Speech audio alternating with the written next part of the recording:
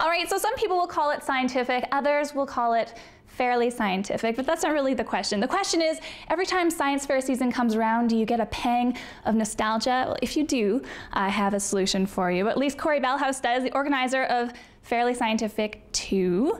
And Corey, you're going to tell us what it takes to get involved in science fairs at any age.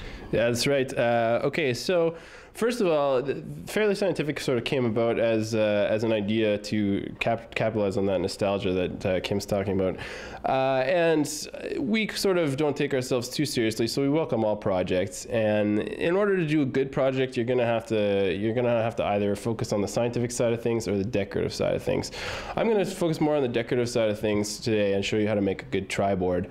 I'm wearing a lab coat, as you might notice, and this would be a good idea if you're an aspiring science fair participant, because psychologically it gives you an advantage with the judges right off the bat. Because even if they consciously just give a little giggle and say, "Oh, that's funny," subconsciously they're thinking, this person is a scientist, or at least this person is serious about their science fair project. So that's step number one. The important thing to start out on your project is to have a good idea.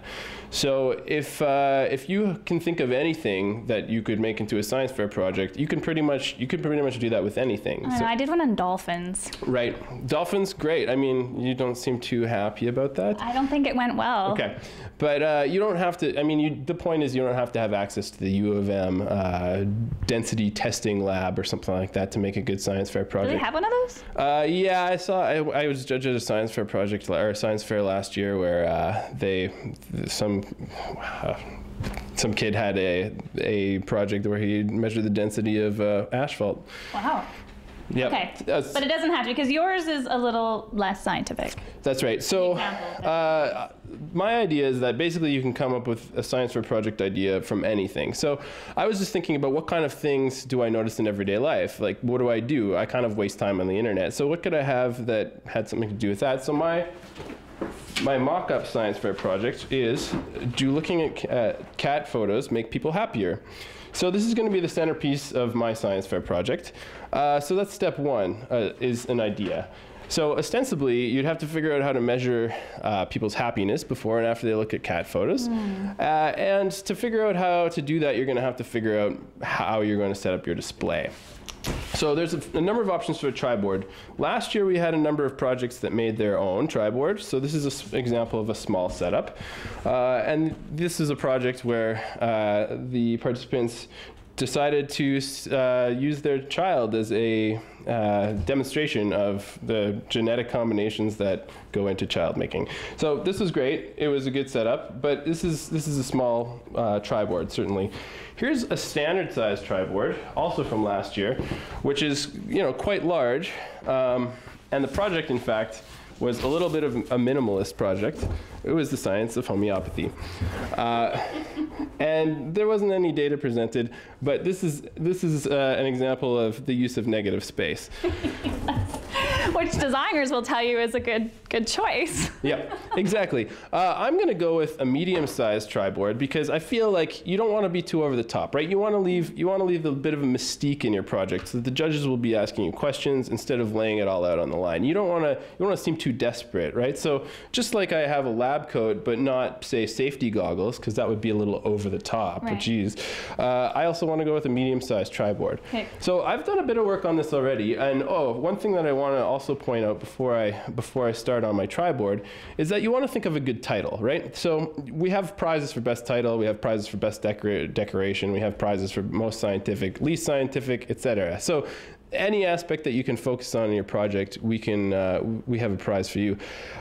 So you can have the sort of the straight up title that is just asking a specific question, or you could have the over the top scientific title, or you could have the pun, which is what I've elected to go with. So I really do love the puns. Based on my project of looking at cat photos, making people happier, I've called my project Just Kitting Around. Right. So essentially, what I want to do is have a setup where I have my title in the middle, and I have my purpose, hypothesis, procedures, results, conclusions, and recommendations for the future. So I've got some of those up already, and I'm going to try to put up the last of them to sort of show you the basics of how a triboard can be put together. Perfect. So while you're grabbing the next little part here, so the purpose is to determine whether looking at funny cat pictures on the internet is truly a waste of time, or if it actually improves quality of life. So to go from there, what kind of scientific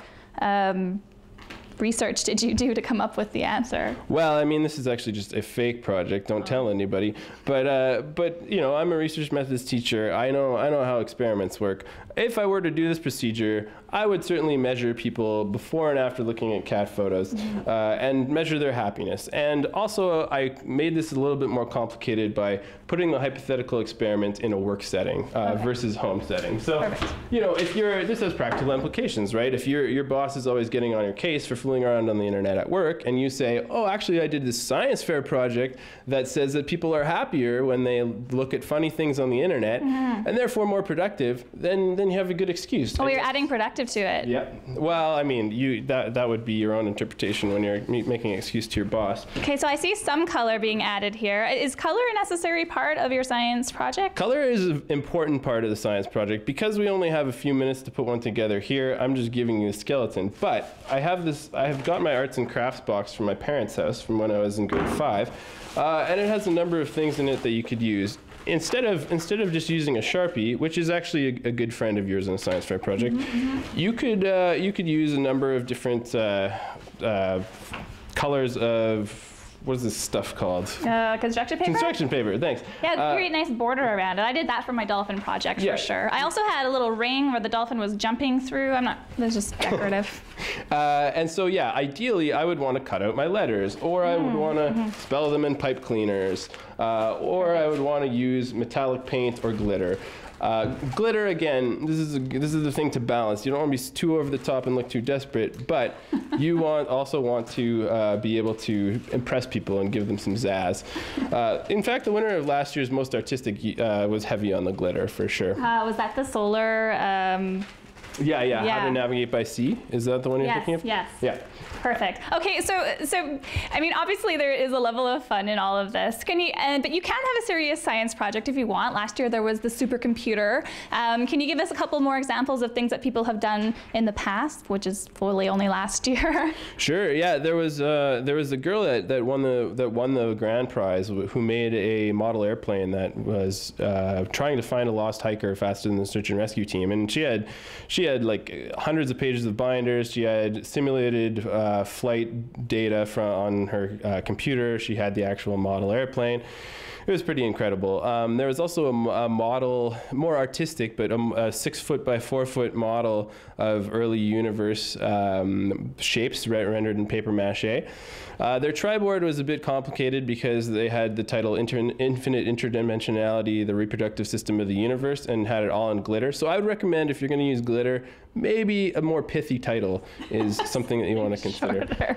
Okay, perfect. And then, of course, the most important thing is if you want to take part, you still can? Yep, sure. We're accepting submissions right up until basically the day of the science fair. And which is? Which is March 4th, Sunday, from noon to 5 at the Manitoba Museum. Perfect. For more information, Corey, where do people go? Well, there's a Facebook page for the whole event, and there's also some info up on the Manitoba Museum website. Perfect. Or you could email fairly.scientific@gmail.com. All right, well, I think I'm going to go with yours being Fairly Scientific. Just Kidding Around by Corey Bellhouse. Hope to see it come another Sunday, for a couple Sundays from now. Thanks, Corey. Thanks, Kim.